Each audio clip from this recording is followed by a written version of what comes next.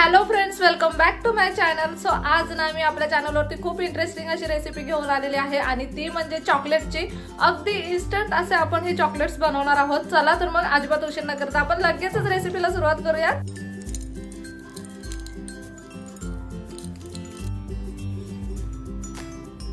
इथे तुम्ही पाहू शकता किती छान असा शेप आलाय प्रत्येक चॉकलेटला आणि किती सुंदर चॉकलेट दिसतंय। आता ना डार्क चॉकलेट बनवण्यासाठी सगळ्यात मेन इंग्रेडिएंट म्हणजे आपल्याला ना हे कंपाऊंड लागणार आहे। हे ना असं डार्क कंपाऊंड असतं, एक ना मिल्क कंपाऊंड सुद्धा असतं आणि हे डार्क कंपाऊंड आहे। आपल्याला हे लागणार आहे कारण आज ना आपण थोडेसे लेस शुगर वाले चॉकलेट्स बनवणार आहोत की कोणाला ना थोडं शुगर वगैरे असेल तर ते लोक सुद्धा खाऊ शकतात। डार्क चॉकलेट्स बनवणार आहोत आपण आज, त्याच्यामुळे मी हे डार्क कंपाऊंड घेतलेलं आहे। हे ना 500 ग्रॅमचं पॉकेट आहे। आपल्याला ना एवढं पॉकेट यूज नाही करायचं। हे पॅकेट जर तुम्ही फ्रीज मध्ये स्टोअर करून ठेवलात ना तर अगदी वर्षभर आरामात टिकतं। ह्यातले आता 1-2 क्यूब आपल्याला लागणार आहेत। उरलेल्या पॅकेटला तसंच रबर लावायचा आणि फ्रीज मध्ये ठेवून द्यायचं। वर्षभर अगदी आरामात हे टिकतं, अजिबात खराब वगैरे होत नाही। जेव्हा कधी चॉकलेट्स बनवायचे असतील ना तेव्हा फ्रीज मधून बाहेर काढून मग त्याच्यानंतर कट करून तुम्ही चॉकलेट्स बनवू शकता। आता मी तुम्हाला दाखवते की आतमध्ये हे चॉकलेट कसं असतं। आता अशा पद्धतीने इथे ना डार्क कंपाऊंड म्हणून लिहिलेलं आहे। आज आपण डार्क चॉकलेट बनवतोय म्हणून हे डार्क कंपाऊंड घेतलंय। तुम्ही ना मिल्क कंपाऊंड सुद्धा भेटतं ह्याच्यामध्ये दुसरं वाला, ते मिल्क कंपाऊंड आणि डार्क कंपाऊंड दोन्ही मिक्स करून सुद्धा चॉकलेट बनवू शकता किंवा नुसतं हे घेऊन सुद्धा चॉकलेट बनवू शकता। मी ना तुम्हाला हे ओपन करून दाखवते कसं आहे। आता हे मी ना होलसेलच्या शॉप मधून घेतलंय, त्याच्यामुळे मला हे फक्त 160 रुपयाला भेटलंय। नाहीतर ना ह्याची प्राइस काहीतरी 250 रुपये वगैरे आहे। होलसेल मधून घेतलं की तुम्हाला ना कमी रेट मध्ये मिळेल हे।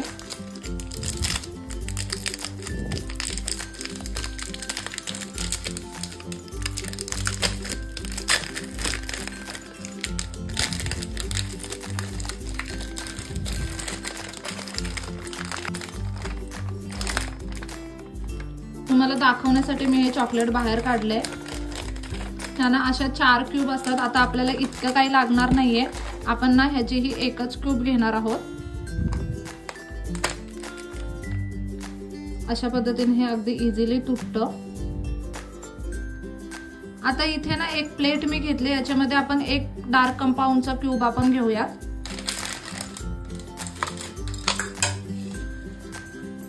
आता ह्याचे ना आपल्याला छोटे छोटे तुकडे करून घ्यायचे।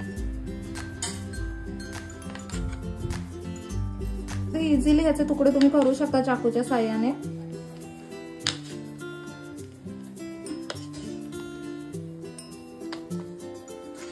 हे चॉकलेट ना आपल्याला मेल्ट करून घ्यायचंय म्हणून आपल्याला ह्याचे तुकडे करून घ्यावे लागणार आहे।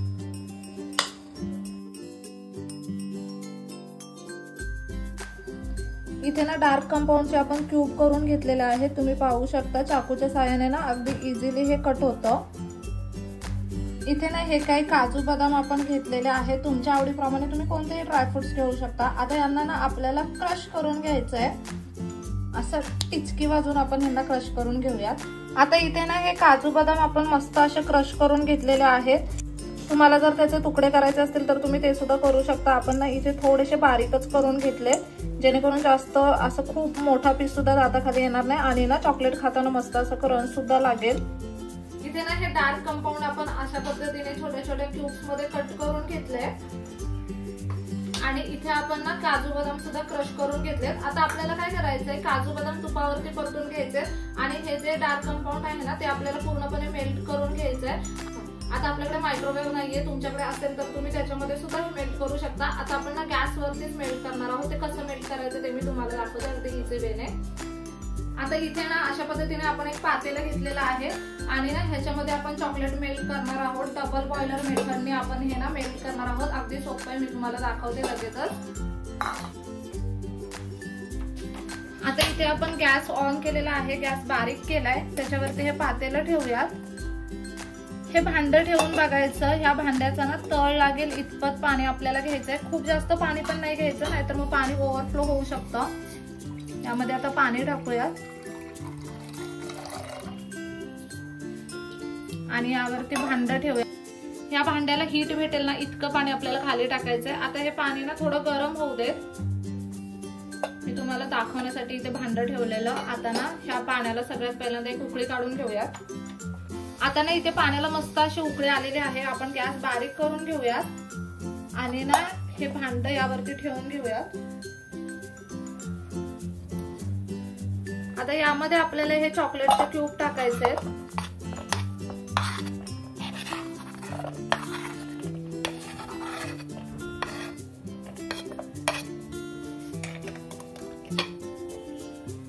आणि आता ना डबल बॉयलर मेथडने आपल्याला हे छान असं चॉकलेट मेल्ट करून घ्यायचंय।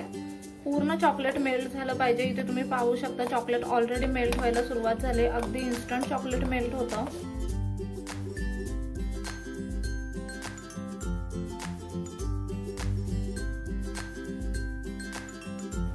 आता चॉकलेट ना इथे मेल्ट होत आहे, ते सतत आपल्याला हलवत राहायचंय। तोपर्यंत आपण काय करूया, एक पॅन घेतलेला आहे त्यावरती थोडंसं तूप टाकूया।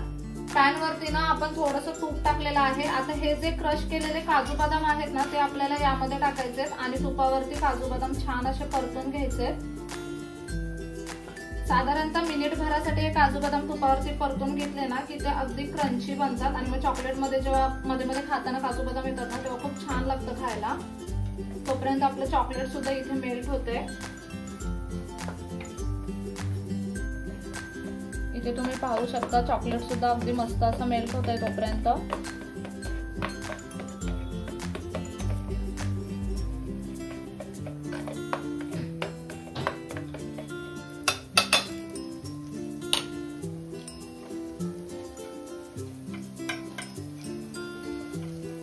इथे तुम्ही पाहू शकता ऑलमोस्ट आपले काजू बदाम छान असे तुपावरती परतून झालेले आहेत। आता आपण गॅस बंद करून घेऊयात। इथे ना चॉकलेट सुद्धा आपलं अगदी मस्त असं वितळत आलंय।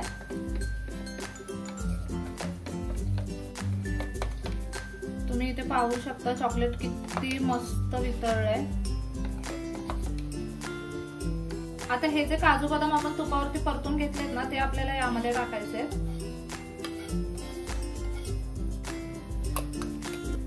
आता ना हे सगळं एकदा व्यवस्थित मिक्स करून घेऊयात।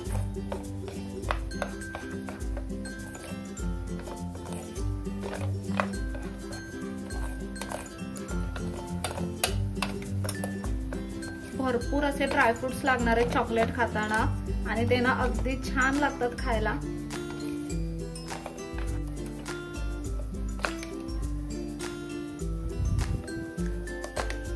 आता ना हे चॉकलेटचं बॅटर ऑलमोस्ट रेडी झालेलं आहे। आता आपण लगेच गॅस बंद करून घेऊयात।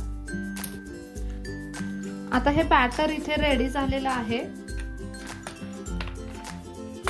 इथे ना मी हा चॉकलेटचा मोल्ड घेतला। आता तुमच्याकडे चॉकलेटचा मोल्ड नसेल ना तर त्याऐवजी तुम्ही दुसरं काहीतरी घेऊ शकता, म्हणजे वाटी वगैरे काहीतरी घेऊ शकता। छोट्या छोट्या वाट्या घेऊन मग त्याला तूप लावून तुम्ही त्याच्यावरती चॉकलेट सेट करू शकता।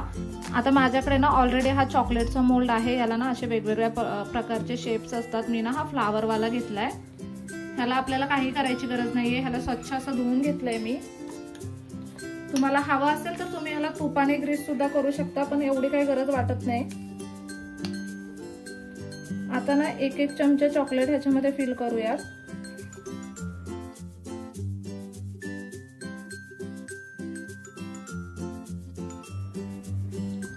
हे ना चॉकलेट असं यामध्ये आपण फिल करून घेऊया। थोडं थोडं चॉकलेट टाकायचं यामध्ये, म्हणजे तो आपोआप शेप त्याला येईल चॉकलेटला।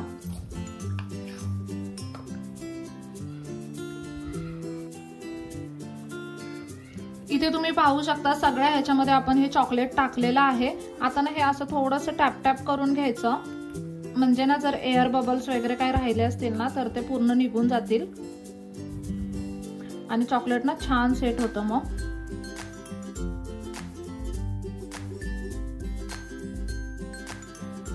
आता इथे ना आपण एक प्लेट घेतलेली आहे।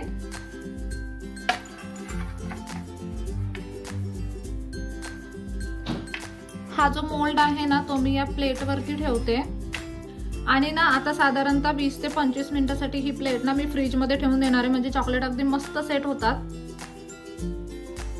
आता इथे जो आपण चॉकलेट मोल्ड घेतलाय ना त्याच्याऐवजी तुम्ही ना स्टीलच्या छोट्या छोट्या वाट्या असतात त्या सुद्धा ठेवू शकता। फक्त त्याला ना तुपाने ग्रीस करायचं आणि त्यानंतरच हे बॅटर त्यामध्ये टाकायचं, किंवा जो आपला आईस ट्रे वगैरे असतो ना त्याच्यामध्ये सुद्धा तुम्ही चॉकलेट्स बनवू शकता। एखादं प्लास्टिकचं काही तुमच्याकडे घरी असेल ना तर त्याला तूप लावायचं, तुपाने ग्रीस करायचं आणि मग हे बॅटर त्यामध्ये टाकलं तर मस्त असं सेट होऊन जातं। आता हा ट्रे ना साधारणतः 20 ते 25 मिनिटांसाठी मी फ्रीज मध्ये ठेवून देते। 20 ते 25 मिनिटांमध्ये ना चॉकलेट एकदम छान असे सेट होतात।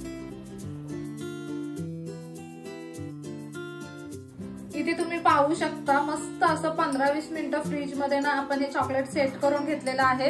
ते खूप छान असं सेट झालंय। मी आता तुम्हाला ना ते डिमोल्ड करून दाखवते। हा आपण ना चॉकलेट मोल्डच वापरलेला, त्याच्यामुळे अगदी इझिली चॉकलेट डिमोल्ड होतात।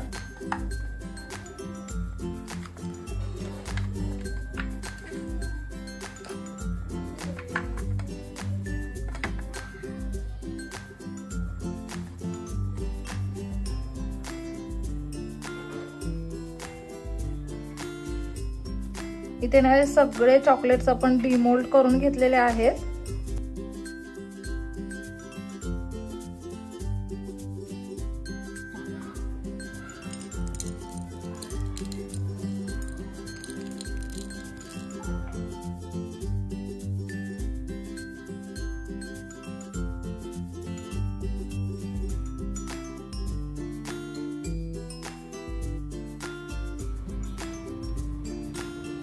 इथे तुम्ही पाहू शकता किती छान असा शेप आलाय प्रत्येक चॉकलेटला आणि किती सुंदर चॉकलेट दिसतंय। हे जे वरती दिसतंय ना तुम्हाला, ह्याला ना इडिबल स्टोन म्हणतात। कोणत्याही केक शॉप मध्ये ना हे इडिबल स्टोन अगदी इझिली मिळतात। सिल्वर, गोल्डन किंवा वेगवेगळ्या रंगाचे सुद्धा असतात। मी हे फक्त चॉकलेट छान दिसावे म्हणून टाकलेले आहेत, अगदी ऑप्शनल आहेत। तुमच्याकडे नसतील नाही टाकले तरी पण चालतात। चॉकलेटशी ह्याचा काहीही संबंध नाहीये।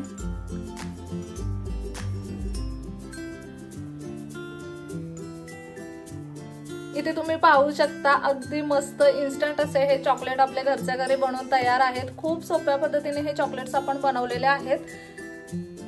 आपण ना फक्त डार्क कंपाऊंड वापरून हे चॉकलेट्स बनवले, त्याच्यामुळे तुम्हाला थोडंसं शुगरचा वगैरे त्रास असेल आणि कधी काहीतरी गोड खायचं क्रेविंग झालं ना तर तुम्ही डेफिनेटली हे चॉकलेट्स घरी बनवू शकता। खूप सोप्या पद्धतीने बनतात। हे चॉकलेट कंपाऊंड तुम्ही जर घरी आणून ठेवलं तर वर्षभर अगदी आरामात टिकतं। फ्रीजमध्ये ठेवा। जेव्हा कधी चॉकलेट बनवायचे असतील तेव्हा 2-4 तास आधी बाहेर काढायचं, नॉर्मल रूम टेम्परेचरवरती आणायचं आणि त्याच्यानंतर चॉकलेट बनवायला घ्यायचं। आता या चॉकलेटमध्ये जे आपण ड्रायफ्रुट्स वगैरे ऍड केलेत ना त्याच्यामुळे खूप छान असा क्रंच येतो चॉकलेटला आणि ते न चुकताना तुपावरतीच परतून घ्यायचे, म्हणजे चॉकलेट एकदम छान खाताना ना खूप छान असा क्रंच येतो ड्रायफ्रुटचा दाताखाली आणि मग चॉकलेट खूप छान लागतात खायला। मी ना लगेचच हे चॉकलेट टेस्ट करून बघणार आहे। रोजवाला घेते। शेप पण किती छान आलाय, तुम्ही पाहताय का? इथे चॉकलेट मोल्ड असेल ना तर बेस्टच आणि तुमच्याकडे नसेल तर प्लास्टिकच्या एखाद्या छोट्या छोट्या डब्यांमध्ये सुद्धा तुम्ही चॉकलेट्स बनवू शकता। आपण चॉकलेट टेस्ट करून बघूयात।